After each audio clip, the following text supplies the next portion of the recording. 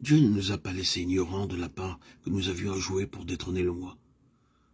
Nous devons condamner la chair comme Dieu la condamne, parce qu'elle est entièrement corrompue. Dieu est sévère dans son jugement. Il condamne nos pensées intimes, Éphésiens 2:3, autant que nos actes extérieurs, Colossiens 3:9.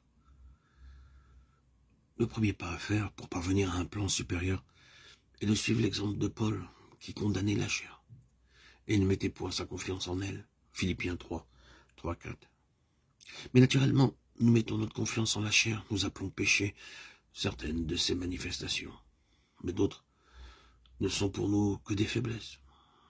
Et il y a une bonne partie de nous-mêmes que nous estimons hautement et en laquelle nous mettons une pleine confiance. Nous considérons ce mélange de bon et de mauvais en nous, et nous trouvons que l'ensemble est acceptable. Mais mettons cette nature charnelle à l'épreuve. Prenons ce qu'il y a de meilleur en elle, l'amour, puis comparons cet amour en ses plus belles manifestations, à l'amour tel que Dieu nous le décrit dans 1 Corinthiens 13.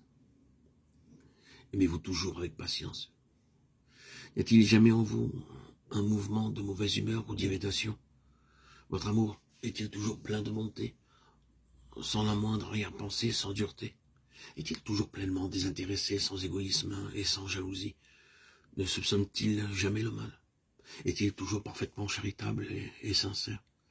Non, notre amour n'est pas semblable à celui que Dieu exige.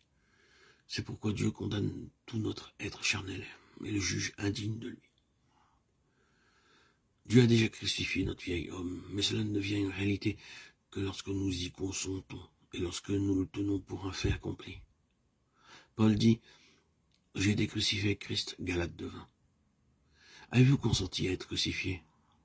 Vous ne pouvez l'être avec des réserves. Le moi tout entier doit être crucifié. Dieu vous demande de signer cette déclaration.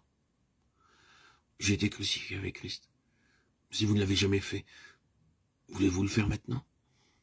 Nous devons coopérer avec le Saint-Esprit pour maintenir le vieil homme à l'état de crucifixion. Ce que Christ a rendu possible, le Saint-Esprit peut le réaliser dans notre vie, mais ne le fait pas sans notre coopération intelligente. Dieu nous indique clairement ce que nous avons à faire. Regardez-vous comme mort au péché. Ainsi, par la crucifixion du vieil homme,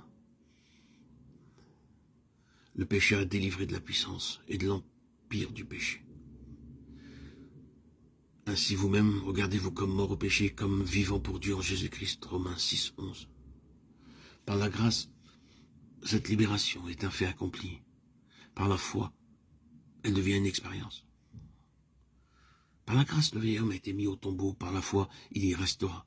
Quand le chrétien se regarde comme mort au péché, le Saint-Esprit fait de cette mort une réalité.